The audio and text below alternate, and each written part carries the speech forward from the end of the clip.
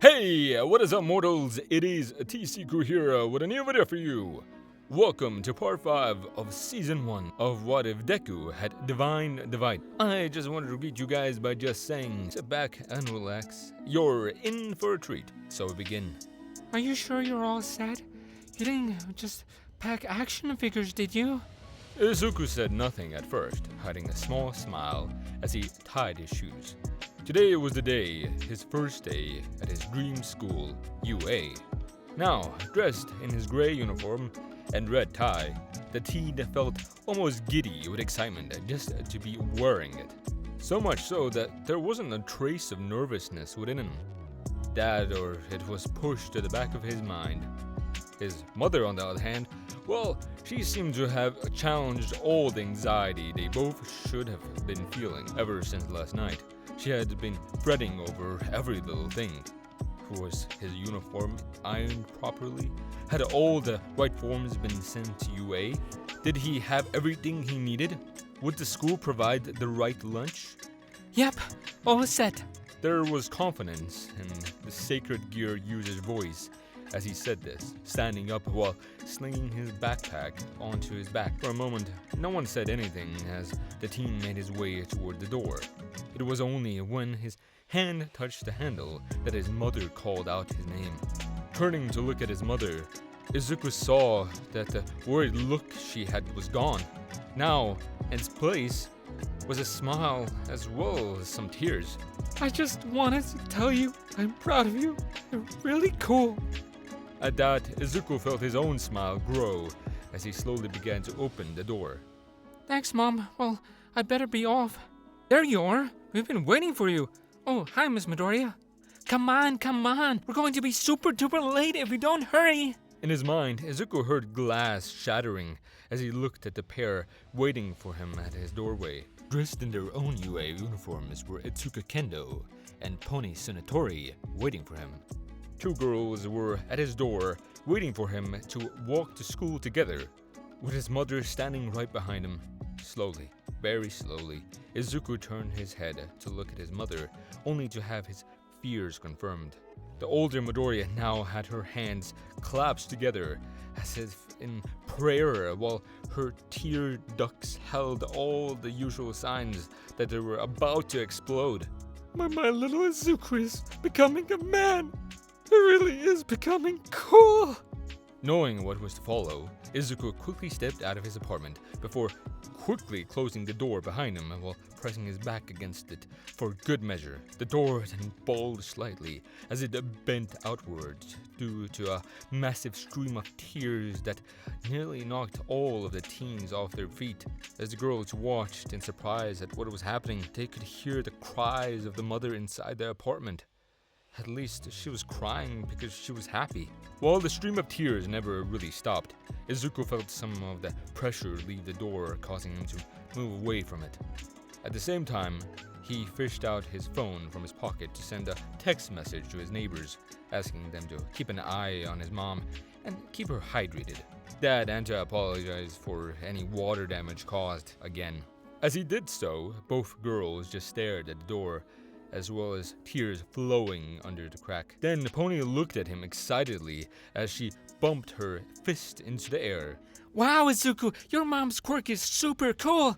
It's like Superman's laser eyes from those old pre-quirk comics, only with water. That's not her quirk.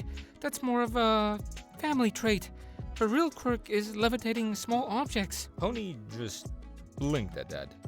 She then looked at Izuku, followed by the door, and then at Itsuka, who simply nodded to confirm. Yeah, Itsuka had seen the Divine Divider tear up once or twice when he became overly emotional, so she had been there to witness it firsthand. Not as powerful as his mother, though. Are you sure she doesn't have two quirks? Shaking his head, Izuku put away his phone as the group began to quickly make their way to the train station. As the three of them leaped down multiple stairs at a time, the teenage boy glanced over at his two new best friends as their hair flowed behind them, and thinking about how the American girl had become a good friend to both of them. Shortly after they had received their acceptance letters, Pony had tracked Izuku down. It had been super easy, barely an inconvenience, as she put it, since all she had done was politely ask UA for his phone number. As for why she wanted to talk to him, Tsunotori wanted to thank him once again for helping her find her way to the school. That, and she wanted to spend her time working on her Japanese until school started.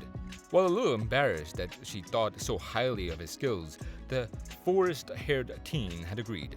Thus, over the course of a couple of months, the pair spent time at the local libraries to help with Pony's language issue after she had found a place to stay in Japan. Not only that, but Izuku went to a manga cafe for the first time, along with both Tsunotori and Itsuka, so that the American girl could practice what she had learned by reading the manga aloud. Naturally, Midoriya also spent a great deal of time continuing to train at the Kendo Dojo. There, he and Itsuka continued to train their bodies while Pony watched with wide-eyed excitement. And sometimes Mr. Kendo would be in such a good mood that he would allow Pony to train with them for free. Back in the present, the trip to UA seemed to have occurred in the blink of an eye. One moment, they were racing to catch the train, managing to squeeze through the doors right as they were closing, and the next, the three of them were making their way through the halls of the illustrious hero school. None of them would hide the excitement they were feeling as they marveled at everything they saw, ready to begin their journey to become the very best heroes they could be. The only thing they found issue with came from a classroom. They, along with the other students walking down the hall, couldn't help but turn their heads to look at the door marked 1A. This was due to all the noise coming from the room as two people whose voices Izuku recognized. The first and the loudest came from Bakugo as he yelled his usual threats of violence and murder. The other one belonged to the blue-haired boy from the exams that had called out Izuku for his mumbling as well as chastising Pony. While he was not as loud as Bakugo, the blue-haired teen could be heard trying to reprimand the ashen-haired boy for something. Glad we don't have to deal with that. Izuku nodded in agreement, noticing as he did that several of the other students in the hallway were giving the heroics classroom disapproving looks. Now, as he walked there, a bit more of a skip to his step. His time here at UA was truly going to be a fresh start for the young man. He was going to be away from the teens who had an issue with him, surrounded by people who, at best, were already his friends, and at worst held a neutral impression of him. A new start for the next part of his journey to become a hero. Not too long after passing 1A, the three friends entered their own classroom. 1B was by no means silent, with everyone sitting at their desks and staring at the board in front of them like mannequins. Nor were they as loud as their sister class.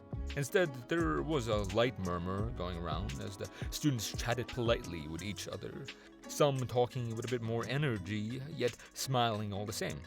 Only a few seemed to be sitting peacefully on their own, either reading a book or scrolling on their smartphone. Entering the room, Izuku noticed several heads turn to look at the group entering. One of them, a girl with shoulder-length green hair and a shark-tooth grin, raised an eyebrow at this but seemed to say nothing about it. She just went back to talking to another student whose head reminded Izuku of a comic bubble. However, there was another teen in the room who kept his focus on Midoriya, a bespectacled teen whose quirk gave him the appearance of a beastman of sorts. Then, just as Izuku found an empty desk, the haired teen spoke up. "Oh, I remember you. You were the one that called out during the entrance exam." A few teens stopped talking, turning their attention towards Izuku, who was beginning to sink into his seat. Already he was fearing for the worst, that the instance could have given some of his classmates a poor impression of him already. Yeah, that was me. Sorry if my mumbling bothered you. It's sort of a habit I have when I'm deep in thought. The beastman simply shook his head. "Oh, no. I was hardly bothered at all. My goodness, sir. To be perfectly frank, I barely heard the thing. Rather, I found our fellow examinee's actions rather disagreeable. He had every right to ask Sir President Mike his question, yet there was no reason to assume that it was a misprint, at least not until the end of the explanation. And he certainly had no grounds to single you out in such a matter, at least not for something so minor." If your mumbling bothered him that much, the proper way he should have handled that would have been to seek you out afterwards to have words in private. The teen then paused, giving Izuku a friendly smile that showed off some of his sharpened canines. Oh, where are my manners today? Please allow me to introduce myself. My name is Jurita Shishida. It is a pleasure to see you here. Izuku, only slightly surprised by the teen's overly polite manner of speaking, returned a smile as he reached out to shake the teen's hand, which Jurita accepted. Thank you. I'm Izuku Midoriya. Just then, another student in the room spoke up, one wearing a bandana. Yeah, I remember that guy. Kind of hard to forget such a stuck-up jerk. I bet it's because someone rammed a stick up his goddamn... Before he could finish, a vine from one of Izuku's female classmates reached out to smack the boy right across the cheek. Woman, what the heck is your problem? First of all, please refrain from using the Lord's name in vain. It is disrespectful towards the Creator. Second, never refer me to as woman again. My name is Ibara Shiozaki. I don't care who you are. Just don't slap me again, goddamn... Izuku watched as this time several vines were sent flying towards the face of the bandana-wearing teen, one to stop less than an inch away from his face. All of them were positioned so that they could, if Shiozaki wanted to, strike him from multiple directions at once. And it seemed that the teen realized this, as well as he gulped loudly before raising his hands in a surrendering manner. Okay, we're all good here. We're all friends. So how about you put away the thorny vines? Okay. The vine-haired girl said nothing in response, only giving her fellow classmate a slightly irritated look as she began to push one of the tendrils away from him. After a moment or two, the various thorn-covered vines retreated. As the class let out a sigh of relief, another teen with oval-shaped eyes and brown hair spoke up. Yeah, that guy was pretty intense. I just remember thinking at the time, if he gets that annoyed now, what is it going to do when he becomes a sidekick or a pro? But he has nothing on that dude that was in the testing zone. Guy goes flying out of the gate, explosions coming out of his palms, and gets right to destroying all the robots fast. All the while screaming die at the top of his lungs and looking like he was raised by feral wolves. I think I met that guy, Shroom. Did he have a blonde hair, red eyes, and a face that seemed stuck on angry? Shroom? That or someone smeared dog droppings under his nose. But yeah, that sounds like the guy. The girl who had spoken, whose hair reminded Izuku of a mushroom, groaned as she sunk in her seat. I nearly bumped into him right before the entrance exam. He was calling everyone extras and telling us if we got in his way, he'd murder us. Shroom, I was hoping he was just full of hot air and would fail, but from the sounds of he got in, Shroom. Before the conversation could go on any further, the bell rang as the door opened once more to reveal a rather tall, white-haired man dressed in a red hero costume. As he made his way towards the front of the classroom, the students became quiet while giving him their full attention. Alright, seems like everyone is here. That's good. Allow me to be the first to welcome you in person to the hero course here at UA. Starting today, I will be assisting you on your journey to becoming the next generation of heroes as your homeroom instructor. My name is Sekijiro Khan, but I would prefer if you would just call me by my hero name, Lad King. Now we have a busy day today. The opening ceremony will be starting soon, and I don't want us to be late. As 1B made their way out into the hallway, Izuku could almost feel a hateful stare directed at him. Turning around, he noticed that the students of 1A were milling their way out into the halls, albeit heading off in the opposite direction. And standing in the middle of the hallway, with eyes filled with the fury of hell itself, was Bakugo. The ashen blonde's teeth gritted tightly as he clutched at a gym uniform. As for the boy's stance, it was with one Midoriya was painfully familiar with, one that said that any moment the red-eyed teen would come charging at him, using his explosion to close the distance. For a moment, Izuku's body twitched in fear as their eyes locked. He had been aware of Bakugo's ever-increasing anger towards him since the day they had received their test results. How could he not when the explosive blonde did nothing to hide it? Oh yes, Izuku was still afraid of this one. Even after all the leaps and bounds he had done to improve his body, to hone a fighting style that would make him a hero, and even managing to knock him down once that fear still remained. The memories of pain that Bakugo had inflicted on him seemed to be imprinted onto his very soul. Seeing that he was falling behind the rest of his class, the Sacred Gear user took a deep breath to calm his nerves. Then Izuku turned and walked away. Deku, don't you dare turn your back on me, you freak! Biting his lower lip, Izuku continued to walk without turning around, though he remained tense and ready for a possible explosion right to his back. Thankfully, Izuku made it to the welcoming ceremony without incident.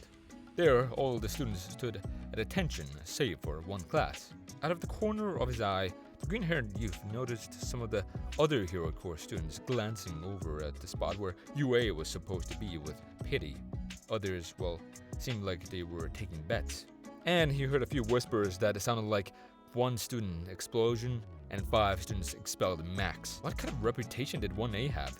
Before the teen could begin to ponder this, mumbling under his breath the entire time, the opening ceremony began. It was there that Izuku saw the principal for the first time. He had heard that Nezu was an animal that had been experimented on, and that he was a mixture of several different animals. Yet it was another thing to see the bear dog Mouse walking to the podium in a suit with a scar over one of his eyes. To our new and old students, I welcome all of you to UA. I hope you are all ready for another exciting year of learning. Before we begin the ceremony proper, I would like to make a sad announcement, as one of our veteran staff members shall be stepping down. After her many years of healing both students and pros alike, Recovery Girl has decided that she shall be retiring to live out the rest of her days with her friends and family in peace. While she will be remaining here for the next week or two so that she can get her affairs in order, I would like to say now that she will be sorely missed. She's a reminder to all that you don't need to have a powerful and destructive quirk to be a true hero. Izuku found himself shocked by this announcement. The Recovery Girl was retiring? The youthful heroine had saved countless lives, with her quirk was leaving UA? Looking up at the stage, he saw the old woman with a cane tear up slightly at the comment. But she wiped the tear away before lightly waving to a crowd that all voiced their gratitude for all she had done. Thankfully, we have managed to find another hero with a powerful healing quirk to take her place, meaning that the teachers won't have to hold back to the fear of excess injuries. At that, the small animal began to laugh wildly as he threw back his head, and he continued to do that until Recovery whacked him on the head with her cane, while also giving him a disapproving look. Oh, I am going to miss those. Now, while our new nurse has yet to arrive, we do have another teacher that is ready to teach. Please welcome Japan's #1 hero, All Might. With that, the symbol of peace walked onto the stage, dressed in a pin-striped suit. He smiled brightly as he walked onto the stage, causing the entire crowd to explode with excitement. In one case, that was literal, as one student exploded into a cloud of confetti before reforming himself. As for Izuku, he was beside himself as he pulled out his notebook from somewhere and held it tight to his chest. Perhaps, if he was lucky, he would get All Might to sign it. He may have found his own path to become a hero and had stopped trying to imitate the great hero that was All Might. But that didn't mean the man wasn't his all-time favorite hero. From there, things proceeded as normal. A few speeches, singing the school anthem, and so forth. When it was over, Vlad told his class to get changed in the locker room and then to meet him outside. While he didn't give them a time limit, he did stress it to not take too long. 15 minutes later, Izuku stood in a line with the rest of his class in the vast fields behind the school. To his right was Itsuka, while Pony bounced on her hooves to his left, excited about what else they were going to be doing today. Thankfully, they didn't need to wait long as Vlad came out, rolling a large tart full of balls. He looked at them, nodding in approval. Good. You all made it out here in a decent amount of time. For first years, of course. Now then, today we're going to have a little bit of fun. Quirk Dodgeball. With that, the large man grabbed one of the balls from the cart before flinging it at Itsuka. Thinking quickly, the orange-haired girl activated her quirk to enlarge her hand to its full size, just in the nick of time, as she easily caught the ball before wrapping it up in a fist. Everyone else looked in surprise at what the man had done before excitement took over. Almost as one, the group let out a cheer. Some even jumped in the air at the prospect of being given permission to use their quirks. Before you get too excited, there are a few ground rules. First and foremost, I don't want to see anyone throwing balls with the intent to cause harm. I know that accidents happen, but if I see any of you doing anything that would intentionally cause one of your classmates harm, then we're going to be having a problem. And trust me, I'll know when you're doing something like that. Second, standard rules of dodgeball apply here. See that line over there that divides the field in half? Neither team can cross it, nor can you leave the field unless you are out. You're out if you get hit by a ball, or if your opponent catches the ball you threw at them. Now, if you have a ball, you can use it to deflect incoming attacks. Once you are out, please leave the area and sit down on the side. This should go without saying, but if you are out, you are forbidden to use your quirks to help your team. Shishida then raised his hand. So Vlad, how will we be deciding the teams? Vlad gave the team a small shrug. I don't want us waiting too much time on this, so we'll go by seat numbers. Evens on the right side, with odds on the other. Excited, Izuku rushed over to the right of the field. Soon he was greeted by a teen with black skin and white hair who introduced himself as Shihai Kuriro. One of them was the green-haired girl who playfully introduced herself as Setsuna Tokuge, while the other, a pale teen without lips, said his name was Juzo Honanuki. Quickly joining them after that was a dark-haired teen named Hiryu Rin. Next came Sen Kaibara, who seemed more than a little laid back about the whole thing, followed by Shozaki. The final three made their way to the group. A teen that was a bit on the smaller side named Nergeki Shoda, a quite dark-haired girl named Yu Kodai, and the oval-eyed Kosei Subaraba. It was a little upsetting to not be with people he knew like Pony or Itsuka. Heck, he wasn't even with Shishida, who was the only one in the class besides the girls he had an actual conversation with. Yet, those feelings were pushed to the side as he told himself that this was the beginning of his journey here at UA. A brand new start for him, so he was going to use this as a chance to make new friends. Okay, so how we doing this? Just go in and everyone for themselves? That's how we always did it back in middle school. I guess. To be honest, this really isn't my game. Izuku nervously raised his hand, instantly getting an eye roll from Setsuna. Dude, if you have something to say, then spit it out. We're all equal here, so you don't need permission. Oh, okay. The teen then paused before taking a breath. This seemed to calm his nerves, allowing him to speak with far more confidence than he really felt. I think that's a bad idea. Since quirks will be involved, we should have a strategy in place to prevent our quirks from interfering with each other. Plus, it would allow us to take down the other teams more effectively. Did you have something in mind? Well, in order to make a proper plan, we need to know what we can all do. I'll go first. My quirk is called Divine Dividing. It allows me to steal half of the strength and power of whoever I'm touching once every 10 seconds. It also gives me wings to store my excess energy I can't handle with my own body, and fly. Oh, and I have some training in martial arts. Everyone looked at Izuku with wide eyes, barely blinking as Izuku quickly spoke. Then finally Tokage broke out into a wide grin. Well dang, that sounds really awesome. Well, check this out. My quirk is called Lizard Tail Splitter. From there, everyone gave out their quirks one after another along with any other detail they could come up with that might help. Izuku adopted a thinking pose, a hand on his chin as he mentally processed everything that he heard. With each new quirk and skill he heard, a plan was being created. When they finished explaining everything, Izuku wasted no time explaining what he had come up with. Most took it at face value except Tokigage and Hananuki, who pointed out areas where they had issues with. Of course, Izuku had no issue with this as he welcomed their criticism and opinions. Finally, a few minutes later, Khan had finished placing several balls along the line that divided the teams. Izuku had one foot on the edge of the back section of the field, his eyes looking on a smirking Itsuga, who seemed eager for this match. And begin! As the odds team ran towards to grab the balls, Hananuki placed both hands on the ground with a wicked grin. Instantly, the ground underneath their opponent's feet began to soften, causing them to sink as if in quicksand. At the same time, Tokage and Chozaki began to use their quirks to get the balls. with Setsuna separating her body apart into small masses and flying over to grab the orbs, while the Christian girl used her vines to do the same. Sure, it was simple and straightforward, but it did the trick. While the odd team had been taken aback by this, they by no means were willing to give up. Pony had been the first to act, using her horn cannon quirk to launch the horns out of her head and send them to collect one of the balls. Meanwhile, a silver-haired girl reached out a hand before a couple of the balls began to levitate towards her. Yet, despite this, Izuku's team had managed to collect more of the balls. Once all of the balls were collected, it became an all-out war! Hananuki deactivated his quirk.